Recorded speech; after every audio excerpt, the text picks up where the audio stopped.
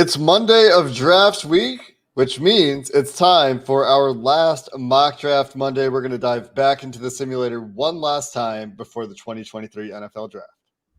You are Locked On Bengals, your daily Cincinnati Bengals podcast, part of the Locked On Podcast Network, your team every day.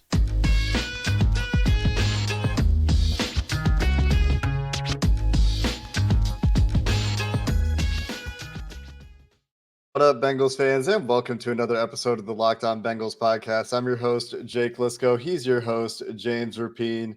We're part of the Locked On Podcast Network here on Locked On Bengals. You can subscribe to this podcast anywhere you get your podcast on YouTube. Sorry, you can subscribe on YouTube, follow anywhere you get your podcast.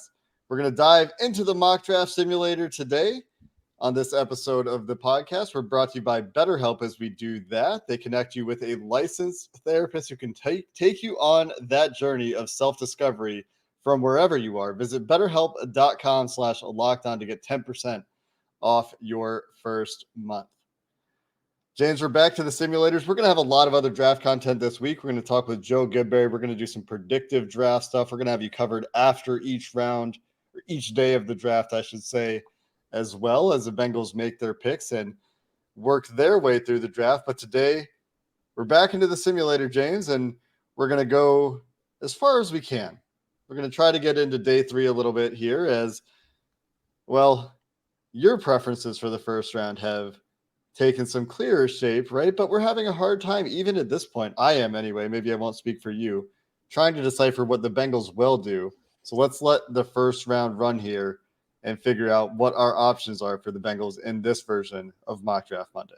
It's tough because I think that this draft is as unpredictable as it's been. And last year, it kind of felt like there would be some quarterbacks that fell. Will some fall this year out of the first round? Will they not? It's a poor wide receiver class. How many wide receivers go? If you're the Bengals, you want to see as many wide receivers and quarterbacks go off the board as possible.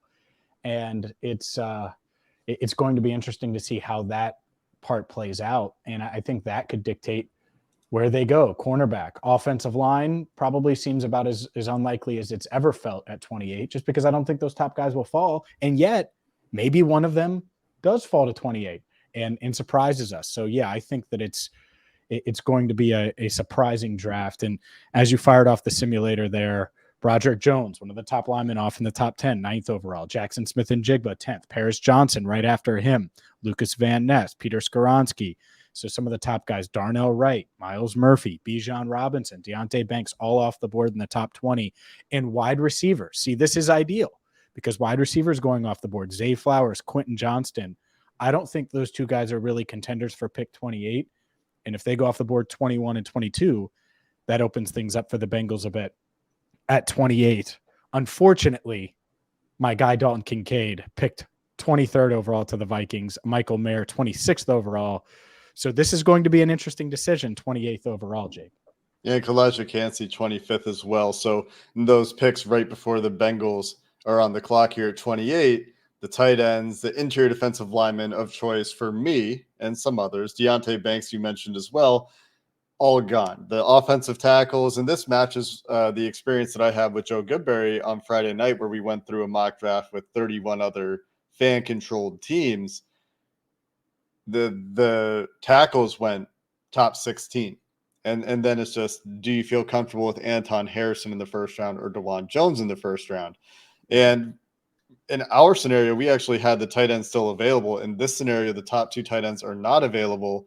So if you're the Bengals and you're sitting here, you're either comfortable with Emmanuel Forbes or maybe even Cam Smith, who Bucky Brooks just put at his 4th best corner in the class. He really likes Cam Smith. There seems to be building momentum in the media landscape. More people talking about him as a potential first-round prospect, which, to be fair, if you search Cam Smith on Twitter and you go back a little bit to early in the draft process, he was talked about as a potential first-round corner from South Carolina as well, before that conversation kind of dissipated. And if you go back to our conversation with Brian Callahan a couple of days ago on this podcast, that was Friday's episode on this podcast, he listened to the kind of tight end that he would want. Well, that doesn't sound like Darnell Washington, who's the top available tight end on the PFF board. So What the Bengals do here would be fascinating to me because I think that there's a real chance that they are interested in Brian Brzee. He's available here. Do they pull the trigger on the running back in Jahmyr Gibbs, who would be the best running back available, I think, by consensus at this point? Or is it one of the corners in Cam Smith or Emmanuel Forbes, who we know that our guy Joe Goodberry really likes? They might also surprise us, I guess, with the defensive lineman here. Mazi Smith, Felix Anaduke, Uzama also available. Those are the guys that are standing out to me when I look at some of the top available options. And I have a feeling I know who you would pick here, but what do you think? I'm down to two guys, and it would be Emmanuel Forbes or Jahmyr Gibbs for me. And that's me. And I think that this one, maybe we go different routes since we're going to try to get in at least 5 rounds and see where we go. So would you take Forbes? Because obviously I'm high on Forbes as well. He's a playmaker at corner, needs to add a little weight. That's fine. Great ball skills. We know about it. You know, all of the things that we've discussed about him. Would you take him here? Does someone else stand out to you? Forbes just comes out so well in the process that Joe and myself and now Mike and others participate in every year when we put together our big board where it incorporates film grades, it incorporates analytics, it incorporates all that stuff. And the positional premium there is just so great between Forbes and Gibbs. It is a deep classic corner. It's a good classic corner. Cam Smith, by the way, also a playmaker, in case you were curious, for those of you listening. And I could see Forbes being the pick here. I could see Forbes not being available here. He might go pick 24, anywhere from 24 to 27, 20 to 27. You could see Emmanuel Forbes getting picked, especially if teams feel good about his weight. So I think I would be on Forbes here, leaning that way because of the profile, because of the premium position. And honestly, he shakes out a little bit better on tape, depending on who you ask as well. Jahmyr Gibbs, we've talked about the fit. You can go listen to those episodes. We talked about him last week and why he might fit here. If you wanted to go the Gibbs route, I would get that too for those reasons. Yeah. So for the sake of, if you're watching on YouTube, let's go with Forbes here to continue the mock. But I'm going to keep track of the picks just to see what the path would be and give our listeners an idea of what the Gibbs route would be. I'm going to write Gibbs down as well. So we'll have you with Forbes. I'll write down Gibbs and we'll see where it goes. But I just want to be clear. I do think that the Bengals would go with Forbes in that scenario. But if Forbes is gone, that's where you see the Gibbs scenario potentially coming to light. And let's get into round 2 here. And this to me is the beauty of waiting on tight end, because I love Dalton Kincaid. And if he's there at 28, I would take him over Forbes. That's probably a take. I would take him over Jahmyr Gibbs. I would take him over those guys. But if he's not there and a guy like Sam Laporta is available at 60, well, man, you're feeling really good about it. And if you had taken Kincaid 28th and then Laporta falls to 60, now you might be kicking yourself. So you can go over who went off the board, but I will spoil it. Sam Laporta is still on the board right now, the Iowa tight end, as we're on the clock at pick 60. Yeah, you might be upset about that, but you might also, on the other hand, feel like, oh, you know what? I've got the best player on my board. You can't so much necessarily always say, I can get a guy later if a guy is better on your board. And what the Bengals are going to do before they get to the draft is they're going to have broken all the ties. Right? If they have ties between positions, they will have figured out who their guy is in those scenarios. So if you're sitting at home like, man, yeah, I would really like to take Dalton Kincaid here, but what if I can get Sam Laporta later? They'll have figured all that out. Yep. They're not going to, they've already had those conversations. They've sorted through those difficult decisions. They're going to be ready with what they think is the right thing to do. And we'll see if we agree with it or not. So we will dive into the second round here. We'll get a couple of rounds knocked out here. And we're going to dive into the second round here, James, coming up in just a minute. Today's show is sponsored by BetterHelp. Getting to know yourself can be a lifelong process, especially because we're always growing and changing. Different things come up. Maybe you have kids, you get married, you have a bad breakup. All of these things could happen. You have a career change. Therapy is all about deepening your self-awareness and understanding, because sometimes we don't know what we want or why we react the way we do until we talk through some things. And if you're thinking of starting therapy, give BetterHelp a try. It's entirely online, designed to be convenient, flexible, suited to your schedule, What you do is you fill out a brief questionnaire to get matched with a licensed therapist, and you can switch therapists at any time for no additional charge. Discover your potential with BetterHelp. You can visit betterhelp.com/lockedon today to get 10% off your first month. That's BetterHelp, HELP.com/lockedon. BetterHelp/lockedon today for 10% off your first month. James, let's dive into the second round here. Just quickly going to go over the guys that have gone off the board. And here's where you could kind of say, no matter what position the Bengals pick in the first round, this is a pretty nice second round scenario. So Brian Brzee, I mentioned, goes a couple picks later at pick 30. DeJuan Jones, who we've talked about as a second round target in this version of the simulator, goes pick 33 ahead of Anton Harrison, who goes pick 35. Cam Smith, we talked about at corner, goes pick 36. Mazi Smith, the nose tackle type interior defensive lineman from Michigan, goes pick 37. Your guy Jahmyr Gibbs goes pick 40, and there's really very few worlds where he gets to 60, so that makes sense. Adetomiwa Adebawore, who has been discussed as a break glass in case of emergency type first round target on this podcast with Joe Goodberry last week, goes pick 42. Darnell Washington, the Georgia tight end, 43. Scrolling through some other guys here that stand out to me, Keanu Benton, 48, a guy that I personally would be interested in the second round, the defensive lineman from Wisconsin. Isaiah Foskey, edge player from Notre Dame, goes pick 53. And Aduke Uzama goes pick 55. And those are the notable names. Julius Brents, too, off the board. Julius Brents, a good name as well. But we picked a corner. So that Tyreek Stevenson and DJ Turner and Clark Phillips that's the part. and Darius Rush are available here. Oh, okay. But you can also say that, Zach Charbonnet is still available here, and Sam Laporta and Luke Musgrave are still available here.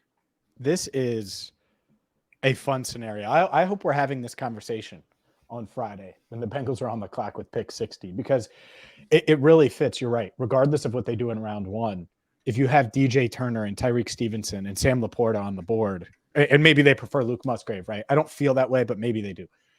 But if those guys are on the board, then you feel like they can address one of their big needs with the BPA on their board. And if you can do that, not just in round one, but round two, I think you're feeling really, really good going into that third round. So it's interesting, right? So they went with Forbes.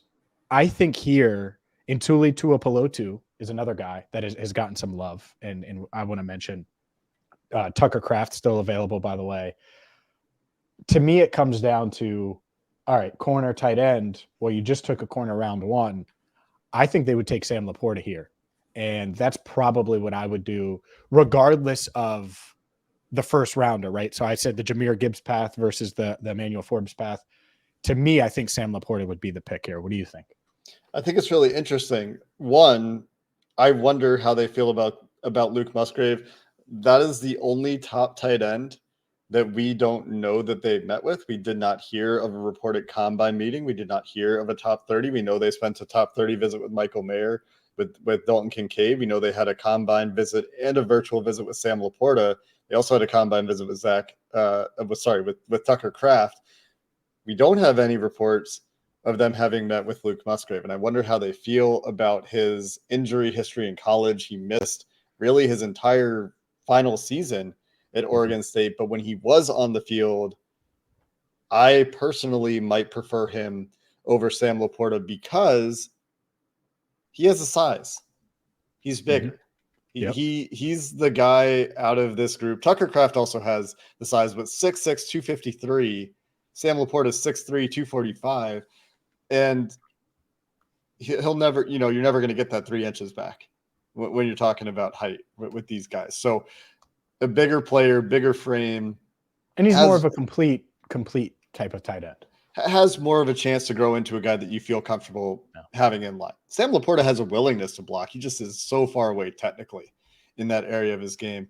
Musgrave has some work to do there, but at least has a frame where you feel a little bit better about it, and has a play style that I think translates better to vertical receiving, if that's what you want in your tight end. But don't know how they'll feel about the lack of production. Don't know how they'll feel about him missing all that time. There's a projection with Musgrave just because he didn't put it on tape, because he didn't play. Mm-hmm. But for me, I feel really comfortable with the tight end here, having picked a corner in the first round. Had I picked Jahmyr Gibbs in the first round, I would feel a lot of pressure personally, James, to take the corner here, especially if there's similarly graded prospects on the board. And I get it from a positional value standpoint. I also think having a dynamic receiving threat, and I think that's what Laporta can develop into. Maybe not year one, but develop into, and you feel good about getting him at 60 versus having to take a tight end in round one. So the Gibbs path, I'll just put it in. I'm putting Laporta in here, but I get it because let's say Laporta's gone and it's Turner, Tyreek Stevenson, and Luke Musgrave. I'm probably going the corner route there.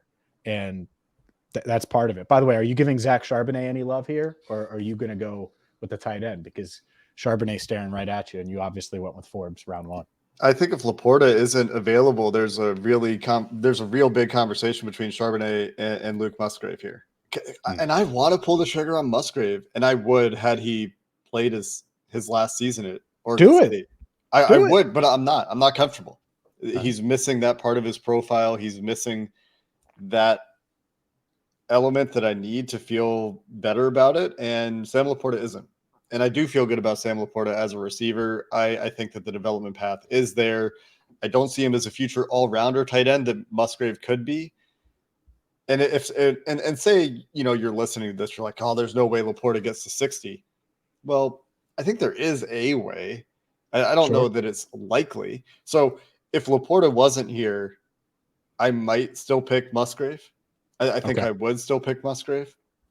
But it's really close between him and Charbonnet at that point, because after Charbonnet, there's no complete running back, which we talked about with Brian Callahan last week as well. So who would you pick here? You said Laporta, right? I would take Laporta. If he wasn't there, I would take DJ Turner because, again, I don't have the corner. Right. So it's close. It's tough. It's one of those things where you add another dynamic pass catcher. So I would go with Sam Laporta. Are you going with Laporta as well? I am, yeah. And Tulitu Peloto, I think, also deserves, we mentioned his name, a little bit of love here, just to call him out again as a guy that I think would be in contention, especially for the Bengals, a guy that has versatile inside-out experience at USC, has the tools. But let's pick Laporta here, and let's see what comes to us in round 3. Also, just worth noting that maybe that is a trade back spot. We had 8 trade offers from PFF there. When you have that much loaded talent there, you feel maybe that they're clustered on your board. Maybe you do think about trading back, and let's see what's happened here between our second round pick and the third round pick. DJ Turner, Tuitu Peloto go back-to-back picks. Luke Musgrave, Tyreek Stevenson, Derek Hall, Gervon Dexter, Zach Pickens, Darius Rush, Zach Charbonnet in a string of picks here. Yep. Tucker Kraft. I mean, all these guys that you're praying might make it to the third round. Tyler Steen. If you're interested in a receiver, Rasheed Rice is a guy that, if he does make it to the third round, I think is a great fit as a potential future slot option. Marvin Mims, if you want the deep threat. Roshan Johnson, your guy, running back who can complement Joe Mixon, goes mid-third. Nick Saldiveri, who I think is like the third round target at tackle if you want to tackle, goes mid-third as well. Kendre Miller, a running back, off the board, and here we are, looking at the top of what's available from PFF in the third round. I see some guys. Garrett Williams still available, by the way. He's certainly interesting. Blake Freeland, if you're on the tackle train, he's interesting. But the guy, at least for the Forbes path, Tajay Spears being here at 92, I think that one is really, really interesting. Tank Bigsby, if you're in on him at 92. Luke Schoonmaker, obviously neither of us will probably be in on a tight end here, but some interesting players for sure. Spears is the one that stood out to me for you right now. Chandler Zavala, I know some people are in on him. By the way, Travius Hodges-Tomlinson, a lot of people will mock him at PFF. He's 5'8" and he's a nickel corner. And I'm not knocking him. What's wrong with that? Are the Bengals? No, are they in the market for a nickel corner right now? Like, how many do you want? I don't think they'll be in on him at 92. Although if you listen to some people, they would say that pigeonholing him as an inside corner is doing him a disservice. So some people think he can play outside. Corey Trice here, by the way, if you need a corner, is another fun idea. I know that his ADP on the PFF simulator is really late, but I think their rank on him is probably closer to where I have him than 150. I've mocked him to the Bengals twice in my all Bengals mocks. He is fun. You're right. And he's one of those late day 2 guys that if you don't have a corner that you could consider for sure. Let's come back and make our pick in the third round here and get through a couple of rounds on day 3. I know that people really wanted us to get to day 3. We'll do that here to finish up the show coming up next. All right. Plenty of talent still there. Round 3. We went over some of the guys. Who stands out to you, Jake? You already have Emmanuel Forbes and Sam Laporta. And really, we do. That's what we're doing in the simulator. I just kind of wanted to show our listeners as many different paths as possible with the Jahmyr Gibbs route. So who do you have? For me, listening to the way Brian Callahan talked about what they're looking for at running back right now, that makes an assumption that Joe Mixon is going to be part of this team going forward.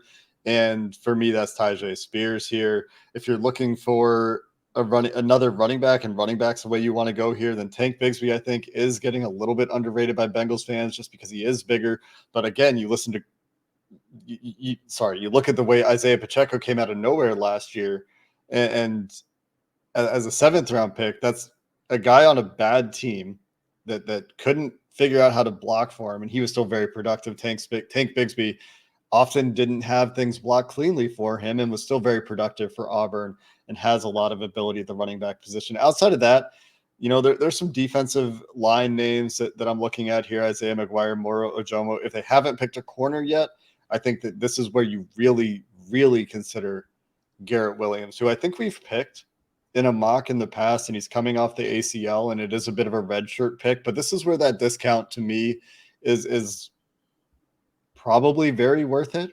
Cameron Mitchell, another corner that I think you could consider in this spot. Riley Moss, also pretty high there. And if you don't have a tight end yet, Brenton Strange is kind of that athletic upside tight end who can do it all. That's on the board here in the 3rd round that has a lot of smoke around him being pushed up into day 2. You're going to see very disparate rankings on Brenton Strange from, day 2 to mid day 3. But this is a spot where I think if you don't have a tight end yet, Schoonmaker, Strange, Allen, Kuntz are the top of the PFF board, and you could feel okay with most of those guys in this spot too. What about you, James? Who stands out? Yeah, I think it comes down to the corners for me, right? I already have the running back. Tyjae Spears is a great option here. Will he be there? I think that's a big dilemma. Everyone says, oh, you can find the running back, but clearly there's certain running backs that they're going to target. Will he fall to 92? Do they feel about him the way we would feel about him if you hadn't already taken Jahmyr Gibbs? I think that's a big question. But to me, having the running back, having the tight end, it's corner. And do you go with Garrett Williams, who is coming off the left knee, and he's 5'10", 5'11"? You got Corey Trice, who's really interesting to me because he's 6'3". He's big, he's physical, tested well. I just want to see the Trice path. So I would probably go that route. I don't know how the Bengals feel about Garrett Williams, and I think that's interesting. Like PFF really likes him, I know, and yet you look at like Dane's rankings, Dane Berugler's rankings, and Corey Trice is a little bit ahead of Garrett Williams. So some of that comes down to medicals, and I'm not sure exactly who they would have, but I think I would go with Trice here. And Garrett Williams, just for the sake of talking about Garrett Williams, who we I think did pick.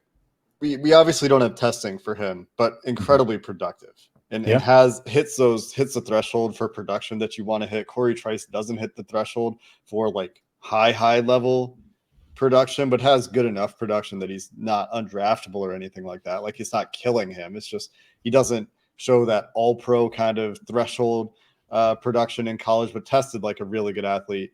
Didn't have the highest top end speed or anything like that, but still came out really well in RAS and is built. So, 6'3", 206 at corner is in a class with a lot of light corners and small corners, a pretty strong build here. So I could get behind a corner pick either way. I'm going to pull the trigger for myself with the path we've taken of Emmanuel Forbes and Sam Laporta, the running back here. And the lesson I've learned, James, from doing the shadow draft, where I draft along with the NFL for the past few years, is if you wait too long on running back, and I know we like to think we can wait on running backs because there are guys like Isaiah Pacheco, you miss. And so this is a spot where I would be looking hard to try to fill that running back hole the way things have gone. Isaiah McGuire, Moro Ojomo are a couple of defensive line names that I wanted to mention as well. And Kobe Turner is a fascinating case who's been high in the PFF process the whole time. I know our guy Jared, draft guy Jared on Twitter, really likes Kobe Turner, but he seems to always be available later in every simulator. So going to be very interesting to see how the NFL feels about him. I'm going to draft Tyjae Spears here. Yep. That makes sense. What name are you writing down? Corey Trice. Corey Trice. And the reason that I'm drafting Tyjae Spears here is because I think that he can be that passing down back. No doubt. That seems to fit, at least right now, what the Bengals are looking for. So let's see how things go between round 3 and 4 with Tank Bigsby going with the very next pick after. So right now you have Emmanuel Forbes, Sam Laporta, Tyjae Spears. I have Jahmyr Gibbs, Sam Laporta, Corey Trice. Like, both fun paths, I think, where it's, all right, do you want to be better at running back and have the better prospect, or the better corner? Obviously, naturally, positional value, you would say corner. But I think we've survived. And you mentioned Kobe Turner falling. He is still available. And Corey Trice, by the way, went off the board about 10 picks later. Chandler Zavala went off a few picks later. Blake Freeland finally went off the board. We didn't really discuss him. I don't know if the Bengals will be in on him. Garrett Williams off the board. Tank Dell off the board. Travius Hodges-Tomlinson off the board at pick 108. Luke Schoonmaker. Riley Moss, someone that I would have considered. I just think that Corey Trice would be ahead of him. Bretton Strange off the board. Imagine if he had fallen. That would have been an interesting one. Zach Kuntz, a few picks away, gets picked at 128. We're at 131. So that would have been an interesting one had he still been there. The double dip. Yeah, and I think that double dip is certainly in play. I wonder who it might be, because I don't know if it's going to be in the 4th round unless it's a guy they really like. So if say Brenton Strange falls to them and they're one of the teams that really likes Brenton Strange in the 4th round, maybe they pull the trigger there on the double dip. But I don't know if Davis Allen, Payne Durham, Josh Wiley, Will Mallory are the guys that get you to pull the trigger on a double dip. At the same time, they might be looking at this and saying, well, we really like, say, Josh Wiley, the Cincinnati product, and we don't think he's going to make it to us in the 5th round. And, maybe it's close with this other guy, but we really want to make sure that we get him. I don't know. I don't think that's the way draft rooms work. I think they're going to have their board stacked and they're going to make the pick. But now in round 4 here, we haven't gotten this far yet, James, in one of our mock draft Mondays. Things get interesting in these simulators with some different names. What are you thinking here from a positional approach? Where are you thinking you would like to hit if the value was there? I would love to land a defensive lineman, an interior defensive lineman, because it's going to drop. And it might already have dropped by the time we get to round 4 on Saturday. But being here, Kobe Turner certainly stands out right away. I think that's where I'm leaning. Obviously, you have some other defensive linemen available. KJ Henry out of Clemson, Keandre Coburn out of Texas. The kid out of San Jose State, I'm going to butcher his name, but he is interesting. Valami, I'm going to butcher his name. Vahoko, perhaps. It looks like, out of San Jose State. So there are some guys that stand out to me. What about you? But to me, this is an ideal world where maybe both of us take defensive linemen because you haven't yet. And that's the way the board's falling. The other thing I would look at is interior offensive line, of course, in round 4. Yeah, I think we'll take a look at offensive line as well. Just to talk about some of the defensive linemen that have been picked since our last pick, Byron Young from Alabama, the Alabama version of Byron Young. There are 2 of those Byron Youngs in this draft. Carl Brooks, who has inside-out versatility as well.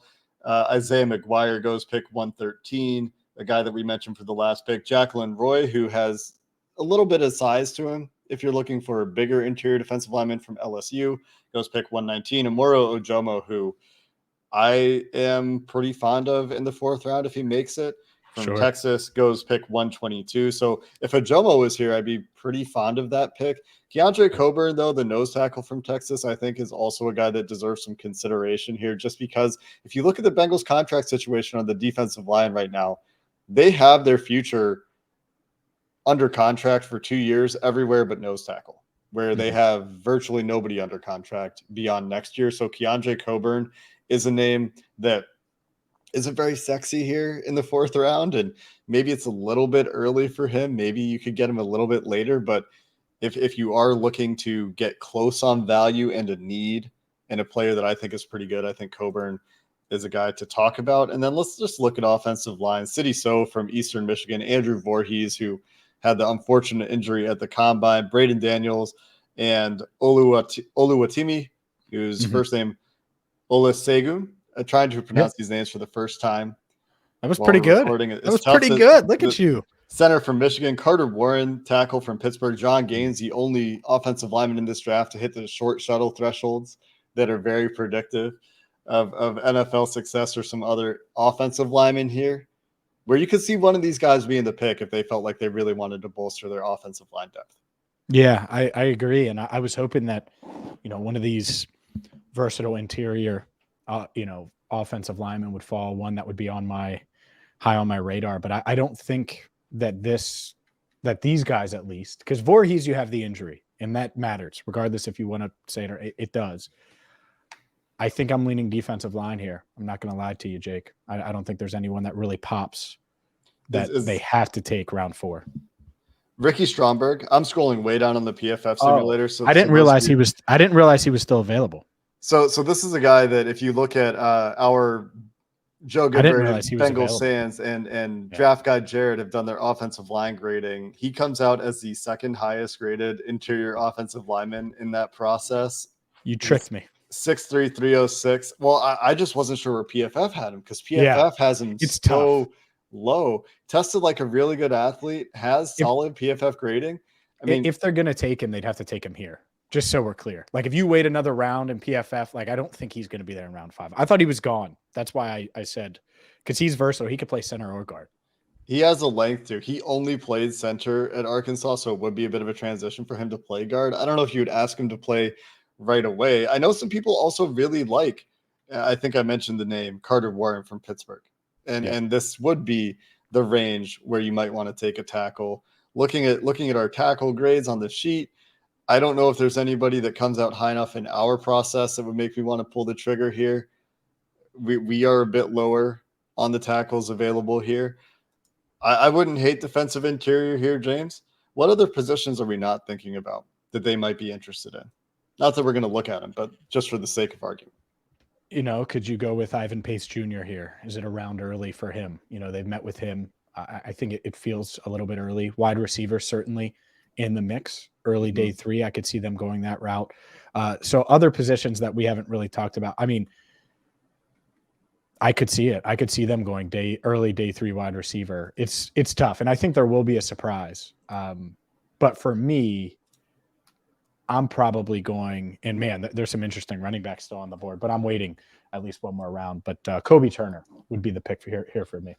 Kobe Turner is a guy that has a lot of the things that you would want for a 3 tech, I think, just from a profile perspective. 293, so a little bit smaller, missing the production a little bit that you would want, but has some really appealing pass rush numbers from the analytics profile perspective. And again, I know our draft guy Jared, shouting him out, is pretty high on Kobe Turner. I kind of think that Keandre Coburn is interesting here from a, what are the Bengals missing perspective. 332 at 6'1". So the biggest kind of player available in this mold, in this draft. Not a whole lot of nose tackles in this draft. And Coburn's pretty interesting to me here. Would he make it to the 5th round? I'm not sure. If either of these guys would. Yeah. So who are you taking?